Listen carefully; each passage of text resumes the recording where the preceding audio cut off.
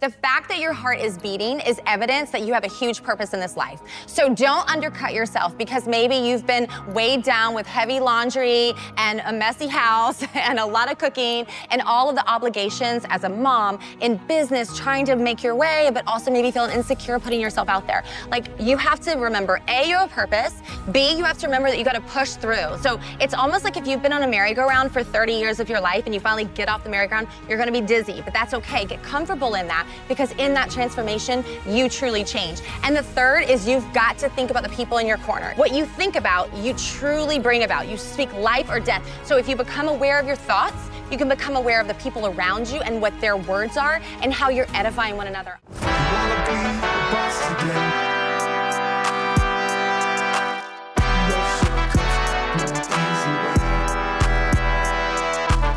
You wanna be the boss today.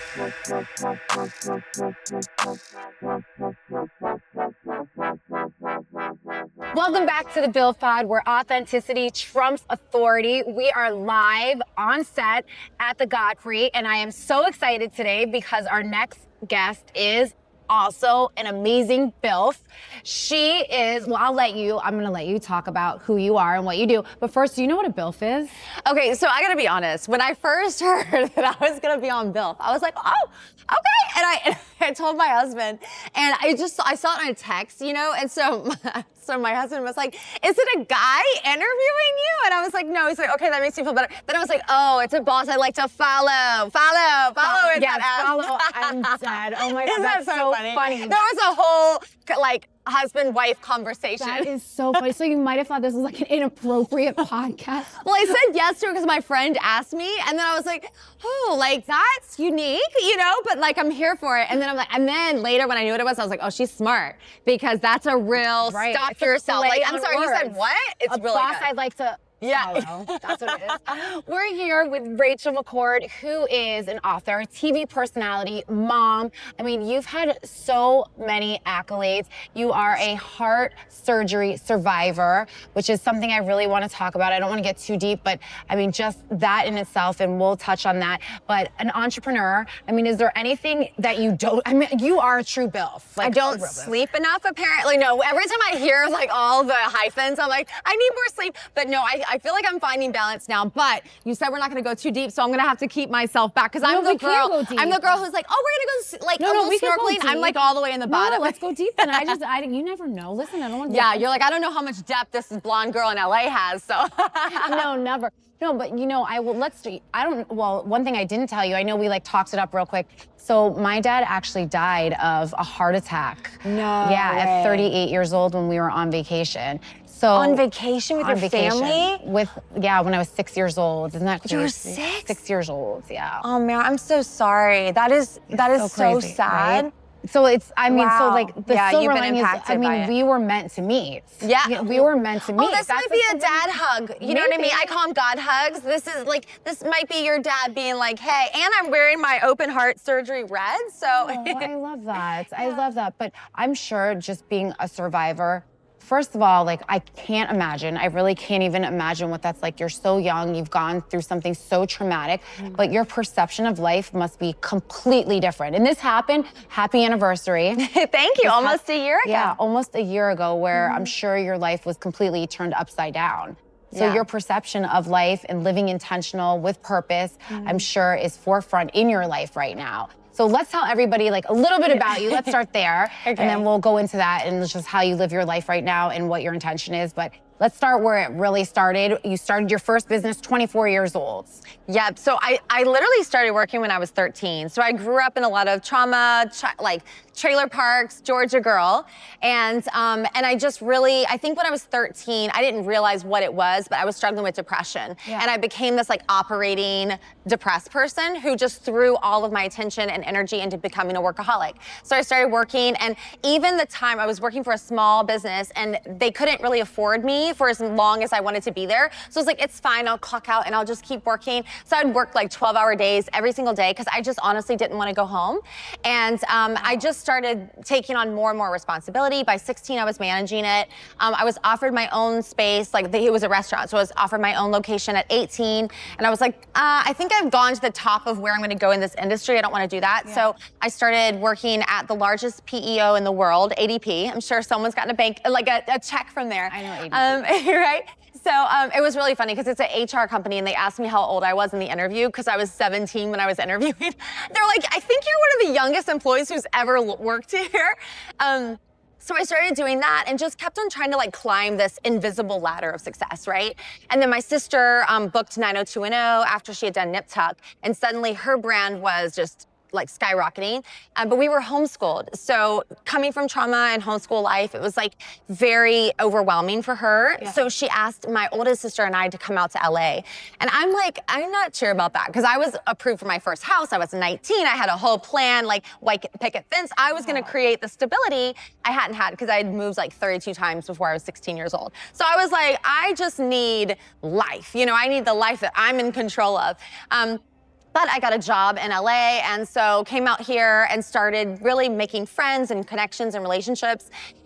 And then, you know, a couple years later, I realized that I enjoyed hosting events. I liked the creativity, but I liked the structure. I'm a total nerd. I like to organize and plan every little micro detail. My husband Spreadsheets, you told me. Oh, spreadsheets. I speak them fluently. ChatGPT is my best friend. It's really funny because my husband, before my surgery, would call me a type AAA, like not like a type A, like a nut job. But anyway, so I started my first company, then I sold it at 24, and then that's when I started my second company. And it was honestly, of all my life, all that work, the first time I asked myself, like, what do I actually want to do with my life? Like, what am I here for? And so I started doing female empowerment and trying to make a difference, and I started building this big community of influencers, celebrities, friends, who I wanted to uplift and empower, encourage. And you know, what I love about the word encourage is it comes from the word heart. So it's actually about putting courage in someone's heart. Yeah. And that just really got me. And you know, I built that for 10 years and then started running education, innovation at this big fashion trade show called Magic, and loved it. It was like fashion candy land. I was booking talent, interviewing them, having so much fun. And then I got offered a show for Bloomberg Television called Female Founders. Girl, I got on the Jumbotron in Times Square. Ooh. I was like, oh my gosh, we're filming at NASDAQ. I was like, oh my, I think I'm a little taller. Is it the heels? Is it, you know, I was like feeling herself. I love that. And then it was like, and you have you need heart surgery. It was literally like, just like that. It was so crazy. Everything was kind of popping and all the things that I had climbed towards. And you know, Were you having heart problems? For 8 years. I was passing out while I was trying to give birth to my baby, like shortness of breath, all the things. And then, you know, here I was living someone else's dream life. Because if you actually like look back at my history, I was doing so many things that I'm grateful. I'm so grateful for. Yeah. I mean, it didn't even make sense. Like the Bloomberg thing, like literally a friend of mine was producing the show, took me out for dinner. I'm like, what? I should be taking you out for dinner. And just said, would you take on this show? We booked someone else, but I think you're the person. I mean, just crazy stuff that doesn't happen to normal people, right? And I was just like, how is this all happening? And then it was like, I really got fed up. And I'm a big believer, whether it's in business, your family, your life, that you will change when the fear and the pain of staying the same becomes bigger than the change. Right? So I was like, you know what? I'm sick of feeling sick. I've got to figure this out. And I went to a different cardiologist. And, you know, I've been going to the same person for 8 years. We knew I had a condition that was congenital, but we weren't like getting clarity because he was like, yeah, but you know, it's a mild condition. I'm like, well, I'm having really extreme things and I'm in my 30s, like in my early 30s, this can't be normal. And finally I was just fed up. I went to someone else and literally within 2 weeks, it was like, I'm recommending open heart. I'm recommending heart surgery. And I was like totally like loopy from the meds of like having been put under for this test. And so you know, all of a sudden my life just stopped. And it was literally like heartbeats, like it became so precious. Like I would come to rooms and I'd be like, whoa, there's so many heartbeats here. Because there's so many heartbeats and we take for granted every beat of our heart and every breath of our lungs. And then you start thinking like, why am I here, dude? Like, God, why did you create me and put me in this planet? Like, why am I here? Yeah. There's gotta be something more than all these things that I'm doing. There's got to be something more. And so my heart just almost like cried out for something. And then, you know, we're like rushing towards find the right surgeon, make the right decision. And I just keep looking at my little kid. My son was 3 years old, and I would just like look at him and be like I'm trying to like keep it together, you know? By the way, it's so cute because right over there, the little plant goes in the shape of a heart on their balcony. And I'm like, I see you. I love when that happens. I would just look at my son and I'd be like, first trying to like act like I was chill because I didn't want to scare him. My son is like very intuitive. And then I would just be like, I don't know how many more heartbeats I have with you, little man, you know, like. And so we got my heart, we did more tests, and then it came down to like 2 weeks. Okay, now we're definitely doing surgery, you got 2 weeks.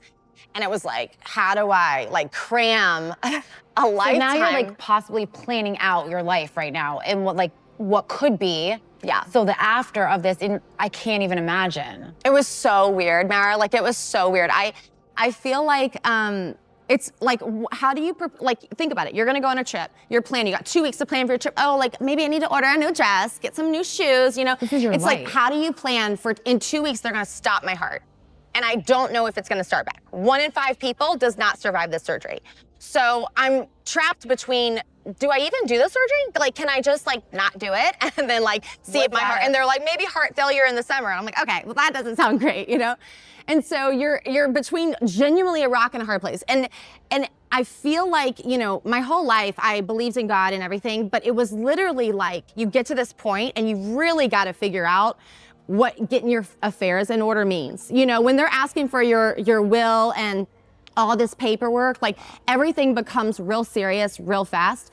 And if you're not standing on faith that's bigger than you, then this is where type AAA reaches the end of herself, right? Because I'm gonna lay on a table and be completely vulnerable to what's gonna happen. And I have no idea how that's gonna pan out. So I've got to trust that something is looking out for me. Yeah. And I'm not putting my trust in a surgeon, right? Because I believe that while extremely qualified, and I have the most amazing surgeon. She's like, I'm obsessed with her. I love her so much. Oh, I love that she's a female too. I know. She's like the top chair at Cedars-Sinai. I mean, I'm like, yes, she is, girl boss. That makes perfect sense. But with all of that, you know, at the end of the day, we're all human. We're all doing the best we can. And she didn't know the physical or the emotional heartbreak that I had faced my whole life.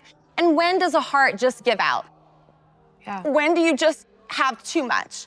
And so it was really after the surgery that all of the emotions started to come.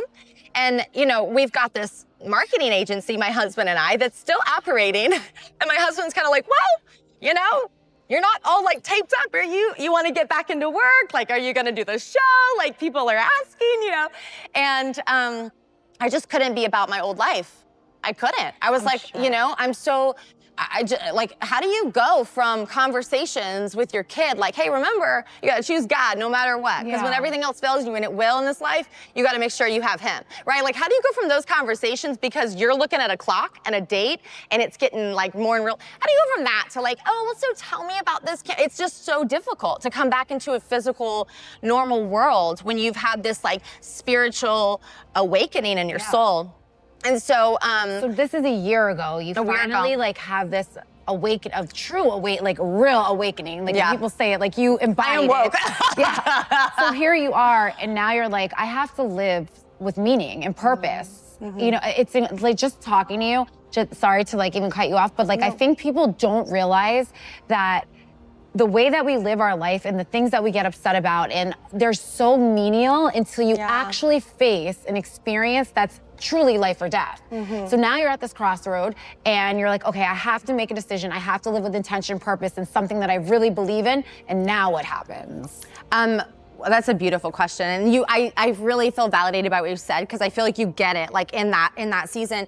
So I started praying, honestly. I was like, God, I want to do the Jesus thing. I don't want to do the racial thing anymore. Like, I've been doing all the things that were like racial. Were you religious prior or no? I was, yes. I had actually had a pretty wild spiritual encounter in August of 2018 that changed my life. And then again, another one in June of 2019. And it really wrecked me. Like, I was like, whoa, I was like, a fire was birthed within me. But growing up, God was spoken about, but not religious. Yeah. Girl, I had no, it was not good. It was like the church hurt stuff. You know what I mean? It was like some of the, like, most godliest people were like the scariest people. So it's funny when I tell some people my stories, they're like, how do you even, I was like, because it's not the same thing. Yeah. Right? We see like that and we think, oh, that's what it is and I don't want anything to do with it. It's like, no, I'm talking about relationship. I'm talking about real faith. I'm talking about putting the very beat of your heart on God. The scripture literally says, trust the Lord your God with all your heart. So there's no way that I could trust more of my heart than to put my very heartbeat into someone else's hands, right? Like that is genuinely trusting someone. And so I feel like that has been just like this season of life of just like, what do you do now? Like, how do you do what you're here for? How do you carry that on? And so I launched a brand. I literally was in a Jamba Juice. I was in a very bad mood. So it wasn't like I was like, I'm like breathing fresh. There wasn't a glow. It was just, I was in a Jamba Juice waiting for my food. And I literally saw someone walking out the front door and on their back, I just saw Holy Spirit vibe like appear on their back. And I was like, that's really cute.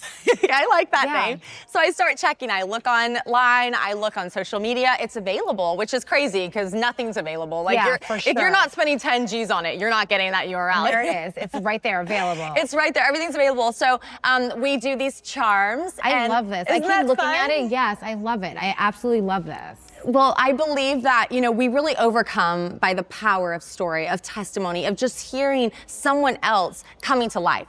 When I went back to magic for the first time after my surgery, one of my favorite guys, he's amazing. His name is Don, and he is fabulous. And he literally was like listening to me tell my story because I haven't seen what's happening.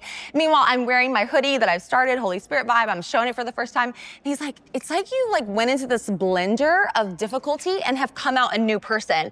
And I thought, he's like, well, for one, you're wearing sweats at Magic. Now, mind you, I used to like do 14 outfit changes at Magic. It was like tutus and sequins and pearls, so he was like, this is weird in general. But don't you think that like the truth of anything, right? How strong your business is, it's based on your fruit. Like how well is your business doing? Because everyone wants to like flex, like, oh, I've got this, it's working, my team loves me, everything. But like at the end of the day, what impact are you making? How is it impacting their families and their families' families? Because I look at it now as a leader, because I was a terrible leader at times. Like, I think we all can attest that we've had some bad leadership.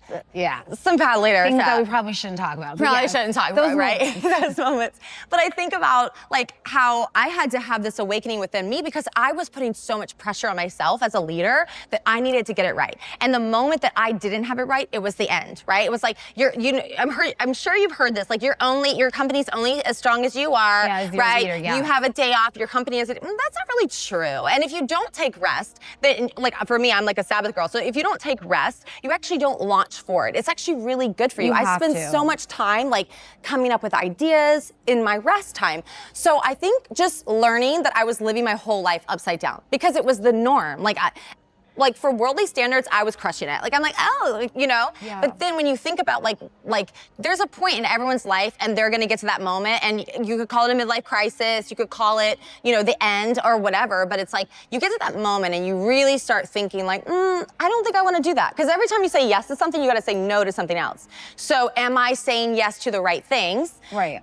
Because I'm having to say no to other things. And I certainly don't wanna be saying no to the right things while I'm saying yes to the wrong things. So now you launched a company. The company, you do charms. We do charms, we do apparel. So hoodies, all apparel, okay, crew necks. It's so funny because I never thought, I thought whatever I did would be like this, dramatic. But like, no, that was not the plan.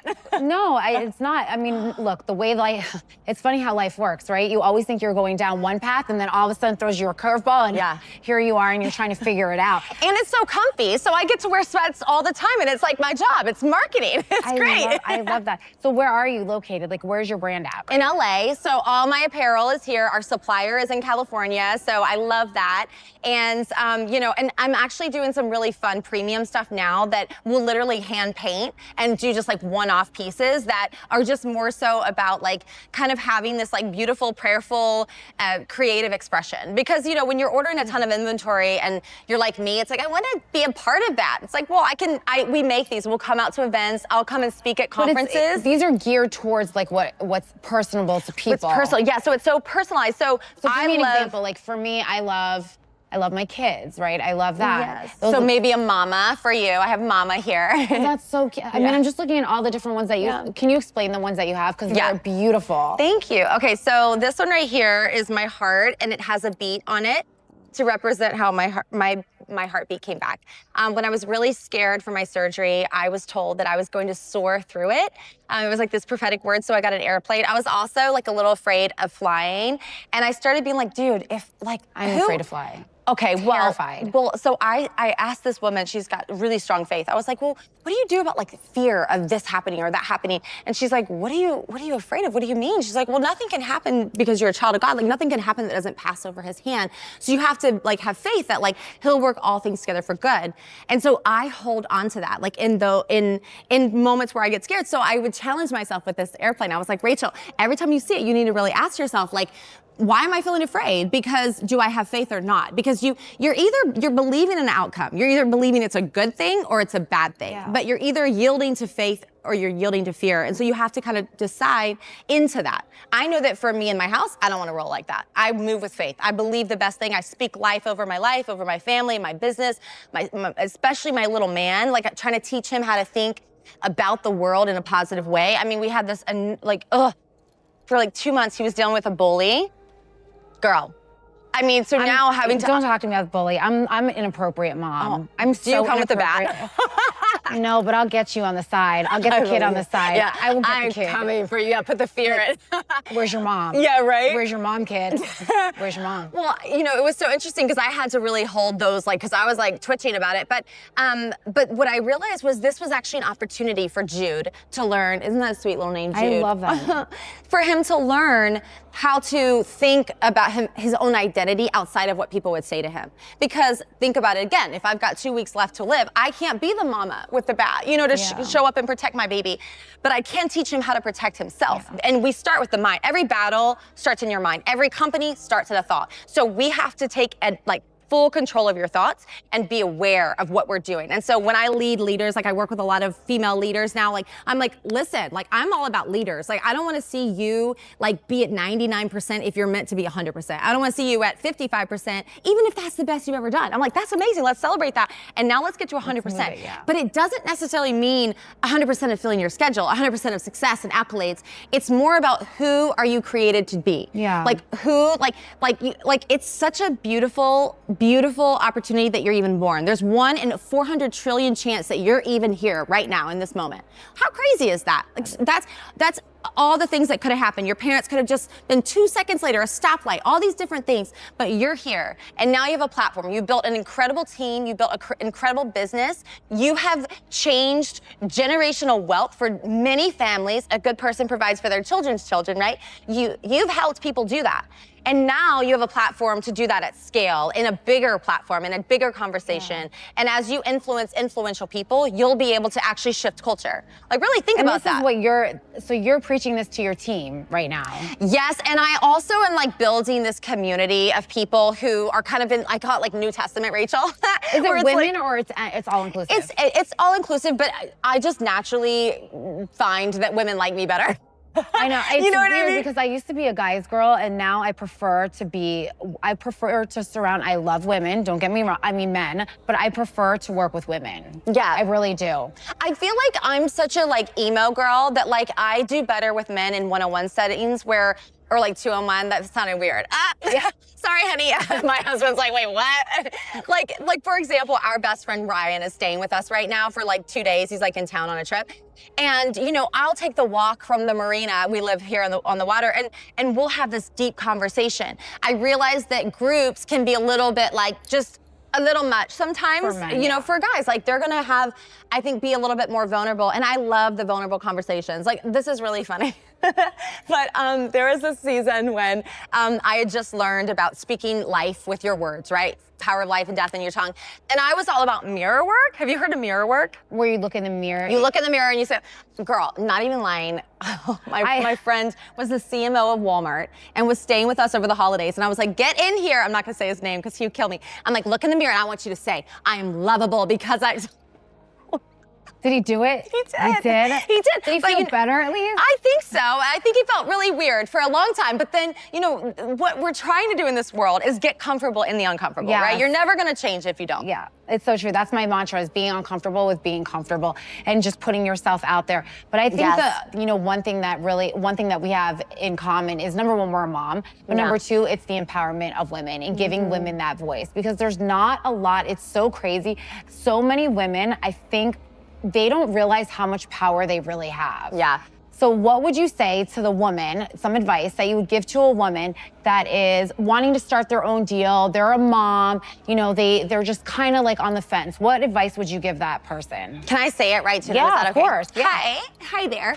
Okay, so first of all, I would say the fact that your heart is beating is evidence that you have a huge purpose in this life. So don't undercut yourself because maybe you've been weighed down with heavy laundry and a messy house and a lot of cooking and all of the obligations as a mom in business, trying to make your way, but also maybe feeling insecure putting yourself out there. Like, you have to remember, A, you have a purpose. B, you have to remember that you got to push through. So it's almost like if you've been on a merry-go-round for 30 years of your life and you finally get off the merry-go-round, you're going to be dizzy, but that's okay. Get comfortable in that, because in that transformation, you truly change. And the third is, you've got to think about the people in your corner. It's very, very important. I know everybody says this, but this is really, really important, because what you think about, you truly bring about. You speak life or death. So if you become aware of your thoughts, you can become aware of the people around you and what their words are and how you're edifying one another. I have zero time or interest in gossip or negativity or just like, how do I say this nicely? I'm gonna say it rude. Like hopelessness that doesn't find itself. The victim mentality. Yeah, it's thinking that I cannot change it, because I will sit here and I will hear your story, because obviously, I mean, we've got to feel it. The only way through it is through it, right? Yeah. So you have to feel it to heal it. But there's a moment where we move, and maybe it's a season, right? Maybe it's because there's a season for all things. There's a time to cry, but there's a time to get back up. I do that with my son. I'll sit on the ground when he falls, like today on his scooter, and I'll hug him and I'll feel the feels for him. And after a few minutes, I'm like, but you got to get back up. And even if you just roll 2 more inches, I just need to know that you got back up, because it's very, very important as humans that we see our ability to push through adversity. We need to know that. It's actually for your brain. You're connecting neural pathways, and your brain is actually like very mobile, and we forget that. We think, oh, she's just like that. He's just like that. It's been 50 years. Okay, well, today is not yesterday. Yeah. And so for 51 years and then everything after, let's do something different. Let's call ourselves to more. And that's where your friendships come, because when you look around your friendships, it's really true what they say. The 5 people around you, I mean, I watched it with my son. They're like Play-Doh, right? Like a bit of your color comes into my color. And when you're edifying and you're raising up, with the goal of actually making a difference. And I feel like so many times we see it in capitalism, but we have to remember it's spiritual. Like your plans to prosper don't have to be about financial. Everyone wants it to be first time, but I would so much rather teach my son how to make money than to have money, right? Because I could give him X amount of money, teach right? him how to fish. Yeah, but exactly. But I got to teach him. So then you think about it like, well, how do I teach you how to level up your soul and level up the people around you? Because the ripple effect is major, and we can help heal the world if we come together with that choice. But not because it's like so on trend right now and there's a hashtag for it. Like, we have to do it because it matters. Because there's a person here who matters, and her life matters, and how she feels today in this conversation, in this moment, she's going to bring back to her family, to her kids, to her employer, to whoever's around her, and then that's going to carry on and carry on. So I just believe that we can do that, and it's not that hard. It's really easy to be kind.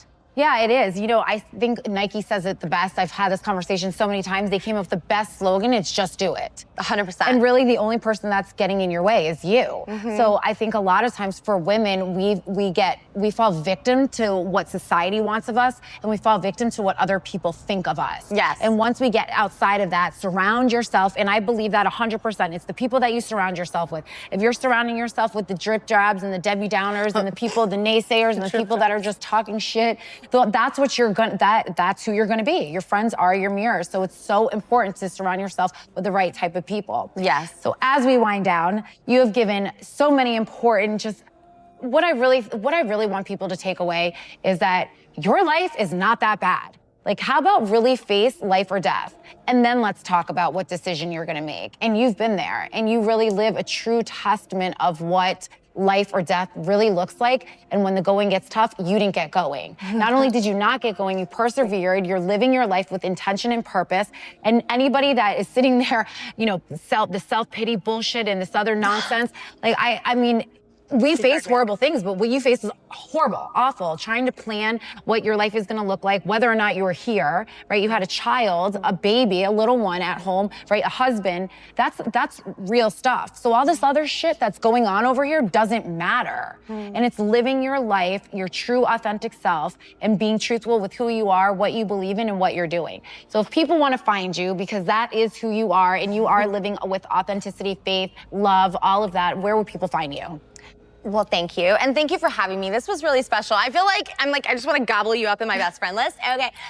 It's just holyspiritvibe.com. You'll find everything on there. And I'm on social at I am Rachel McCord. But if you just go to Holy Spirit Vibe, you'll learn more about us. I'm gonna go on and get a necklace. I love this necklace. I can't stop staring at it. I love it. I love you. Well, when I come to Florida, because I've got like a couple speaking engagements in that area, I'm gonna have to look you up. And you'll have to come to LA all the time and hang out with me. You don't have to look me up. You can just text me. It's okay. That's what I mean. Look you up in my contact list. I love you. I'm gonna go through the yellow page. It did sound like that. That's actually kind of like, I think, from where the saying came from. Okay. Yeah, I'm like, oh no, you don't have to. I'm gonna like text you. You could text me. It's all good. I'm gonna sleep on your guest bed. She's like, too far. Too far. I'm joking. Don't worry. It was so much fun having you. This was so thank fun. you for all your perspective and really everything that you've gone through. You are a true BILF, a true.